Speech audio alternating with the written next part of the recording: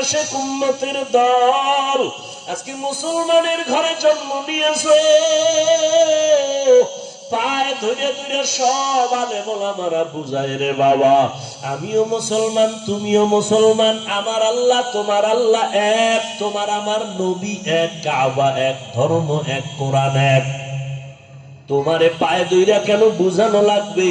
তুমি টুপি পরো, নামাজ পড়ো, পর্দা করো, হালাল খাও। আজকে বেঈমান রে বুঝাইলে তো সোজা হয়ে যাইতো, কিন্তু তুমি কেন টুপি পরতে চাও না রে বাবা? টুপির কারণে তো মাথা গরম হয় না রে বাবা, টুপি তুমি কেন পরতে চাও না? আজকে তুমি দাড়ি রাখতে লজ্জা পাও, আর আমিও তোমার মতো মুসলমান দাড়ি কাটতে লজ্জা পাই। আজকে তুমি মসজিদে ঢুকতে লজ্জা পাও, আর আমি মসজিদে না ঢুকলে লজ্জা পাই। আজকে তুমি পর্দা করতে লজ্জা পাও, আর আমি পর্দা না করলে লজ্জা পাই। তুমি একটা মেয়ে দেখলে মন খুশি, আমার ভয় লাগে আল্লাহ নি বেজার হয়ে গেল। তুমিও মুসলমান আমিও মুসলমান, তোমাকে এত পাও ধরে বুঝাইতে হবে কেন? তুমি কি জান্নাতের বয়ান জানো না? তুমি কি কোরআনের মধ্যে জাহান্নামের বয়ান আছে জানো না? ও আল্লাহর বান্দারা, আজকে তুমি যুক্তি দাও, জামা পরলে গরম লাগে। ও বাবা, কিসের গরম? আমরা তো গরমের কারণে জামা ফালায় দেই নাই। টুপি মাথায় দিলে মাথা গরম, এ কারণে টুপি ফালায় দেই নাই। কারণটা কি বাবা? এই যে যাও কোর্টে আদালতে যাও, ওই উকিল ব্যারিস্টার বিচারকরা মুজা পরে, আবা কাবা পরে, উপরে কোট পরে, প্যান্ট শার্ট মোটা পরে। এই গরম হোক আর শীত হোক এই পোশাক তাদের লাগবে। র্যাবের চাকরি যারা করে এদের র্যাবের পোশাক লাগবে, যত খারাপ লাগুক খুলিয়া তার চাকরিতে জয়েন দিতে দিবে না। ওরে নবীর মোহাব্বত যদি অন্তরেই থাকে, তোমার অন্তরটা তো নবীর জন্য এমন হওয়া উচিত। আমি খাইয়া থাকি না খাইয়া থাকি, আমার নবীর আদর্শের বাইরে যাওয়া যাবে না, নামাজ ছাড়া যাবে না, দাড়ি কাটা যাবে না। ও যুবক বাবা, আমি কিন্তু এতক্ষণ তোমাকে এত কথা বলছি, একবারও কিন্তু বলি না স্কুল ছেড়ে দাও, কলেজ ছেড়ে দাও, মাদ্রাসায় পড়ে হুজুর হও, দাড়ি লম্বা করে পাগড়ি লাগাও, একবারও কিন্তু বলি নাই। বরং আমি তোমাকে বিনয়ের সাথে আশ্বাস দিয়া বলি, স্কুলে পড়ো, ইসলাম বাধা দেয় না, কলেজে পড়ো, কোনো নিষেধ নাই, চাকরি করো, বাধা নাই, তবে তুমি নবীর তরিকাটা মেনে চলো, মা বাবার দোয়া নিয়ে চলো, ওলামায়ে আহলে হকের পরামর্শ নিয়ে নবীর তরিকা মানো। তোমার মতো কত যুবক জীবনে মাদ্রাসায় পড়ে নাই, স্কুল কলেজে পড়িয়াও নামাজ পড়ে আছে না নাই? তুমি কেন পারবা না? তোমার মতো যুবক তাকায় দেখো, রাস্তায় গাড়ি চালায়, এক বেলার নামাজও বাদ দেয় না। বলো বাবা, তুমি কেন পারবা না? তোমার মতো সন্তান দেখো আজকে শ্রমিকের কাজ করে, নদীর মধ্যে মাছ ধরিয়াও নামাজ ছাড়ে না। তুমি কেন পারবা না? আসলে কি আল্লাহর কোরআন মিথ্যা মনে করছো? না, আল্লাহর কোরআন কোনো মিথ্যা না। আম্মা জান আয়েশা রাদিয়াল্লাহু তাআলা আনহা, নবীজির কলিজার স্ত্রী, যে নবীর কোনো গুনাহ নাই, আম্মা জান বলেন, আমি একদিন দেখি নবী আমার ঘরের মধ্যে বয়ে বয়ে গুনগুন করে কান্না করে। আমি জিজ্ঞাসা করলাম, নবী আপনি কাঁদেন কেন? আমি আয়েশার কোনো বেয়াদবি হলো না? আয়েশা বেয়াদবি হয় নাই, কান্না করেন কেন নবী? নবী বলেন, ও আয়েশা, কিয়ামতের কথা আমার মনে পড়ে গেছে। কিয়ামতের ময়দান বড় ভয়ঙ্কর হবে, ওই দিন আমার উম্মতের কি হালাত, এই চিন্তা পড়ে গেছি, আমার কান্না। আম্মা জান বলেন, ও নবী, হাসরের ময়দান কেমন ভয়ঙ্কর হবে?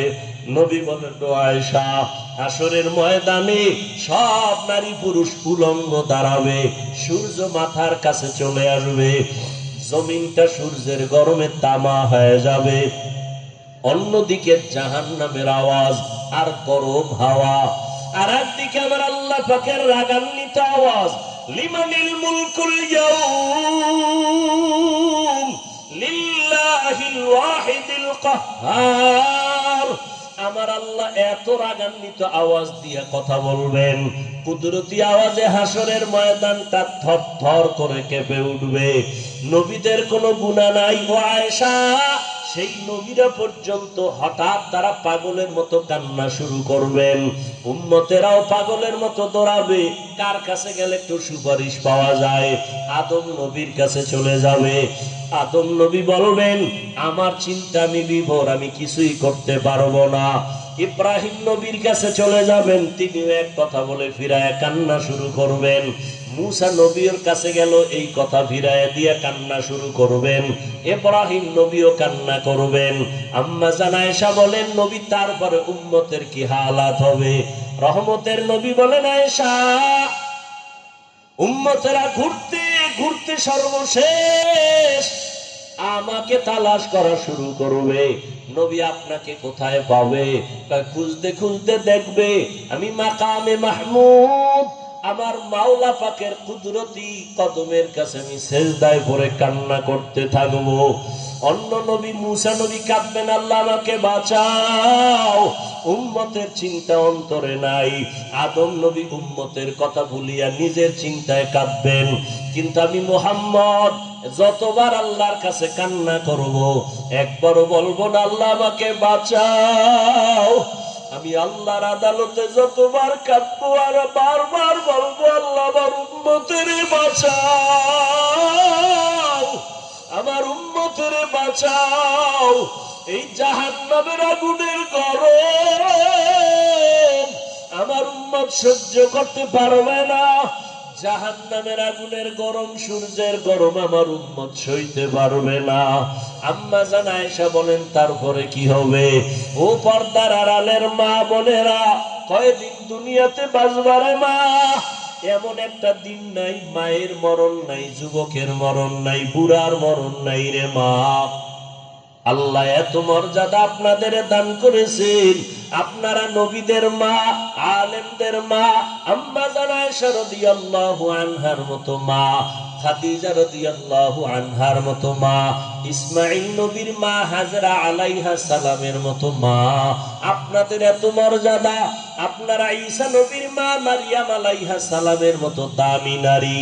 ও পর্দার আড়ালের আম্মা জানেরা, বোনেরা, আপনার মতো কত মা বোন আছে এখনো পর্দা করে, নামাজ পড়ে, মোবাইলে সময় নষ্ট করে না, স্বামীর মাল হেফাজত করে, সন্তানগুলো আদর্শওয়ালা বানানোর চেষ্টা করে।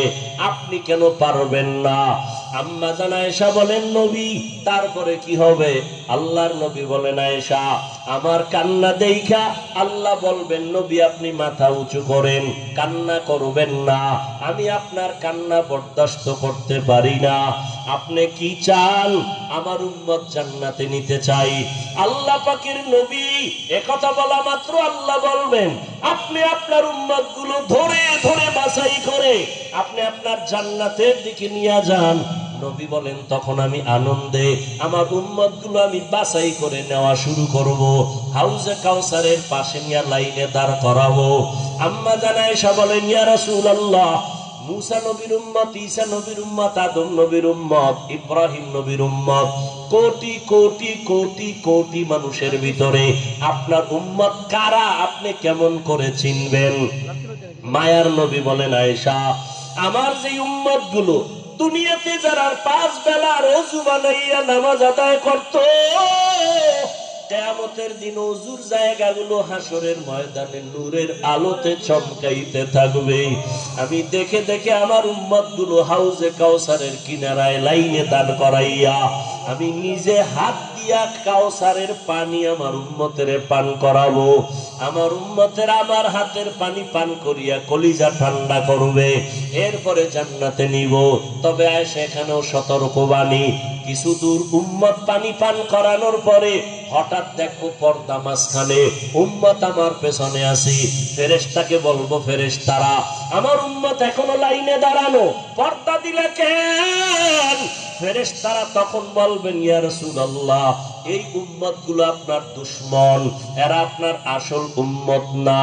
আপনি দুনিয়া থেকে চলে যাওয়ার পর আপনার আদর্শ মতো চলে নাই, নামাজ পড়ে নাই, নিজেও নামাজ পড়ে নাই, যারা নামাজ পড়তো তাদেরও পছন্দ করে নাই, নিজেও দাড়ি রাখে নাই, যারা দাড়ি রাখতো তাদেরকেও পছন্দ করে নাই, নিজেও হালাল খায় নাই, যারা হালাল খাইতো তাদেরও পছন্দ পছন্দ করে নাই, নিজেও জিকির করে নাই, যারা আল্লাহর নামে জিকির করত তাদেরও পছন্দ করে নাই।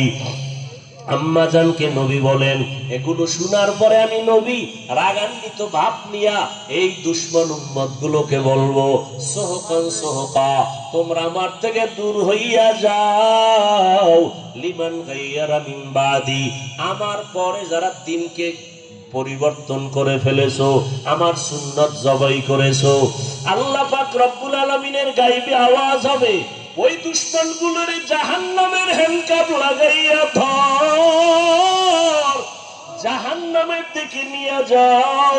ও নবীর আশিক, তুমি আমি যতই আশিক দাবি করি না কেন, মনটার একটু জিজ্ঞাসা করো, কাউসারের পানির লাইনে দাঁড়ানোর পর কোন আমলের কারণে যদি আমার নবী তারাইয়াই দেয়, তখন আমার মা বাবাকে আপন থাকবে না, হাতের মধ্যে জাহান্নামের হ্যান্ডকাপ লেগে যাবে। ও যুবক বাবারা, ও বৃদ্ধ বাবাজিরা, অন্তরের বুঝাও, তোমার আমার মতো যুবক স্কুল কলেজে পড়ে, চাকরি করে, নামাজ পড়ে, তুমি আমি কেন পারবো না? এখনো সময় আছে, তওবা করে নাও। দুনিয়ার গরম, দুনিয়ার কষ্ট কিছুই না জাহান্নামের গরমের তুলনায়। এখনো যদি চিন্তা করো তওবার, মনে মনে আল্লাহকে বলো, ও দয়ার মালিক,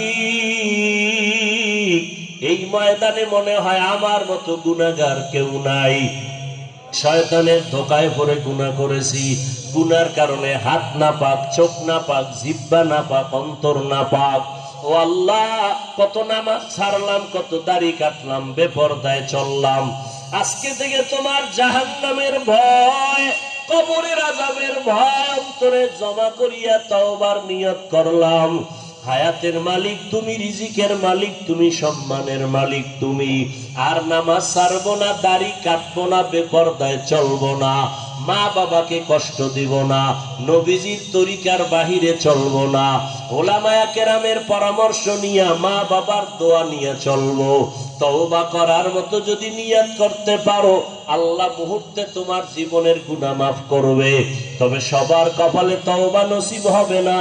আমার নবীজির নির্ভেজাল বয়ান শুনিয়াও আবু জাহাল কালেমা পড়ে নাই, আর ওমরের মতো বান্দা নবীকে জবাই করতে আসিয়াও কালেমা পড়ে ফেলেছে। এই দুনিয়াতে আবু জাহালওয়ালা কিছু অন্তরওয়ালা মালিক দুনিয়ার গুনায় মজা পাইয়া হাজারো বয়ান শুনিয়াও তওবা করবে না, বরং বাহিরে গিয়ে আরো বিরোধিতা করে গুনার পাল্লা ভারী করবে।